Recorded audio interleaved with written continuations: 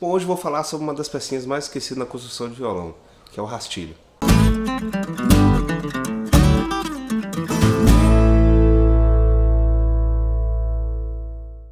Olá meus queridos alunos, sejam bem-vindos ao meu canal, eu sou Marcos Lima, luthier. E nesse vídeo eu vou falar um pouco sobre o rastilho, que é uma das peças que é de extrema importância e uma das mais esquecidas na hora da construção.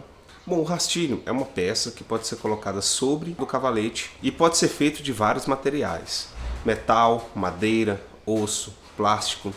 Tudo isso vai influenciar no resultado final do seu instrumento. Para mim, não existe um material melhor do que o outro, e sim materiais que vão gerar resultados satisfatórios para determinados tipos de músicas, determinadas tocabilidades e por aí vai. Isso vai depender mais do músico. Às vezes um rastilho de plástico pode ser melhor do que o de osso para um determinado músico. Mas por que o rastilho é uma das peças mais esquecidas na hora da construção? Porque o rastilho, ele é a última coisa que você vai pôr no seu instrumento. Porque você só vai utilizar no instrumento na medida que você for colocar as cordas. Antes disso, ele não tem utilidade, até porque se você colocar ele lá, é arriscado ele cair e se perder.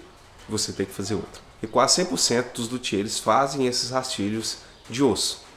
Eu também faço meus de osso, eu acho que dá uma sonoridade legal, dá um resultado final legal.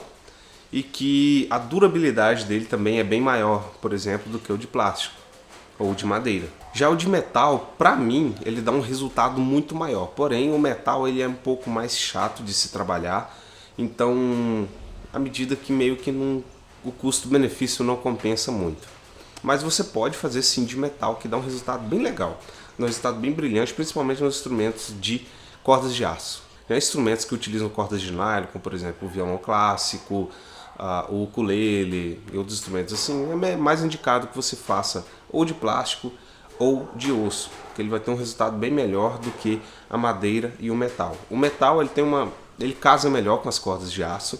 Já a madeira, ela casa também melhor com as cordas de aço por causa da energia. A madeira, ela não seria o material indicado para receber vibração das cordas diretamente. Embora funcione sim e tal, vai dar um som um pouquinho mais aveludado, mas de forma geral, a madeira ela não dá uma sonoridade tão brilhante com um volume um pouquinho maior. Obviamente, cada instrumento tem tamanho e posição de rastilho diferente. Como a viola, por exemplo, tem 10 cordas, alguns luthiers fazem algumas compensações de oitavas no rastilho. Então ele fica ali cheio de ondulações em posições bem diferentes, bem distintas em cada corda. Os violões clássicos que utilizam cordas de nylon não possuem uma variação de oitava tão milimétrica como um violão de corda de aço, uma viola. Então já no violão clássico, o rastilho ele é linear, praticamente linear. Alguns luthiers podem fazer alguma correção ou outra de oitavas, mas geralmente o rastilho ele é linear, ele não tem nenhuma variação. Já no violão de corda de aço, os tradicionais de 6 cordas, a sexta e a terceira corda, e outra variação na segunda e na primeira corda. Mas isso também pode variar de acordo com a regulagem de oitava do instrumento. Como eu também já fiz violões de aço em que não houve a necessidade de fazer esses ajustes de oitavas no rastilho. Então eu deixei o rastilho linear mesmo em cordas de aço. Bom, aqui eu tenho dois exemplos de cavaletes de instrumentos distintos. Esse cavalete aqui é um cavalete para violões de corda de aço e esse aqui é um cavalete para violões de corda de nylon. É óbvio que nada impede você instalar uma corda ou outra no instrumento, mas esse aqui foi construído para receber cordas de aço e esse aqui foi construído para receber cordas de nylon. Bom, aqui você pode notar que o comprimento do cavalete é diferente, o desenho do cavalete é diferente, a largura do cavalete também é diferente. Tudo isso por causa do tipo de construção de cada instrumento, né? Aqui eu tenho um rastilho. Esse aqui é um rastilho de osso que foi feito para esse instrumento aqui, um violão de cordas de nylon, né? Um violão clássico. Bom, já aqui no cavalete de cordas de aço ele tem uma leve inclinação aqui, de mais ou menos uns 3 a 2 milímetros, dependendo do caso. Geralmente são 3 milímetros de diferença. Ele tem uma leve inclinação para esse lado.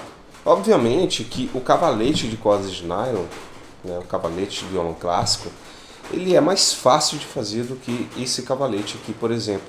Esse aqui é um cavalete que eu faço, ele não tem pino, as bolas das cordas ficam aqui escondidas. Por que eu faço esse tipo de cavalete aqui? Porque eu não faço nenhuma espécie de furo no tampo, que é uma coisa que eu não gosto muito. Tá? E outra coisa também é na questão do contato, tanto da corda com o rastilho. As cordas dos cavaletes de pina saem um pouquinho mais atrás, isso faz com que tenha uma leve inclinação. Enfim, é uma questão estrutural. Acontece muito também em instrumentos de violão de cordas de aço ter, né, um captador. E esse captador sempre é acomodado aqui dentro. Isso faz com que o rastilho tenha um espaço menor, ele tenha uma espessura menor. Não uma espessura, uma altura menor. E isso também diminui a área de contato, altera um pouquinho o som.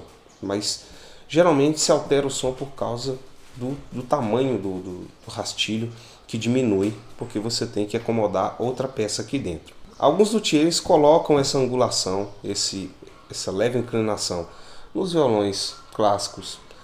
Podem haver essas inclinações nas violas, podem haver essas inclinações em vários instrumentos. Tudo isso depende do projeto, que é algo que eu sempre bato a tecla aqui. Se você não tem um projeto, se você não sabe o que você vai construir, não tem como você construir. Mas para fazer essa inclinação no rastilho, né, que é um processo um pouco delicado para você não estragar o seu trabalho, eu desenvolvi esse jig. E a pedido do Marim Maia, do canal Marim Maia Luthier, que me fez o desafio do improviso de luthier. Bom, que é um desafio que foi lançado aqui para os luthiers no YouTube, de mostrar alguma ferramenta que foi improvisada para você fazer algum determinado trabalho. Bom, essa aqui é uma das ferramentas que eu acho que deve ser a minha maior adaptação para poder trabalhar com luthieria. Essa aqui é exclusivamente para luthieria. Eu fiz essa ferramenta para abrir esse rasgo em ângulo aqui no cavalete. Eu acomodo o cavalete aqui. Eu fiz essas duas peças metálicas aqui para poder prender o cavalete. Aperto com parafuso. E aqui é um encaixe perfeito da tupia. Então vou encaixar a tupia aqui com a fresa adequada e fazer esse rasgo. Esse jig e a maioria das outras coisas que eu faço, geralmente eu não faço projeto. Eu vim montando à medida do que eu vi que era necessário, do que poderia encaixar e dar certo. E do jeito que deu certo eu deixei. Eu não fiz nenhuma versão mais bonita, mais esteticamente melhor. Porém, é extremamente funcional, está funcionando há anos, nunca me deu nenhum problema. Então, à medida que eu passo a tupia aqui, eu vou baixando aos poucos a altura para poder fazendo esse rasgo. Então, sai esse rasgo aqui em mais ou menos umas 4 a 5 passadas na tupia. Bom, e esse aí é o meu improviso de luthier. Agora, o que você não pode fazer no seu rastilho, para que ele não tenha nenhum problema, tanto sonoro quanto em durabilidade. A primeira delas é fazer qualquer cavidade para encaixar a corda, para que a corda não dance, né? Para que ela não passe de um lado para o outro. Você não pode fazer isso por dois motivos. Um é que a corda por si só ela já se acomoda no rastilho sem que ela fique dançando. Tá? Se ela está dançando, tem algum problema no seu rastilho ou no seu projeto como um todo. Tá? Aí você tem que analisar isso e ver qual que é a razão desse problema. O segundo é que essa cavidade, principalmente se ela for muito profunda, ela vai causar uma vibração que vai dar um incômodo em certas notas na hora de você tocar, principalmente nas cordas mais agudas, nas cordas mais finas e principalmente ainda em violões de cordas de aço. Então, se você fizer essa cavidade, provavelmente vai acontecer isso. Então, o cavalete deve ser lisinho, lisinho em cima. Bom, a segunda coisa, o cavalete deve ser levemente arredondado na parte de cima. Ele não pode ser uma quina, mas ele tem que ter um certo arredondamento ou no máximo uma quina quebrada, né? Você faz uma quina ali e dá uma quebrada com uma lixa, alguma coisa assim.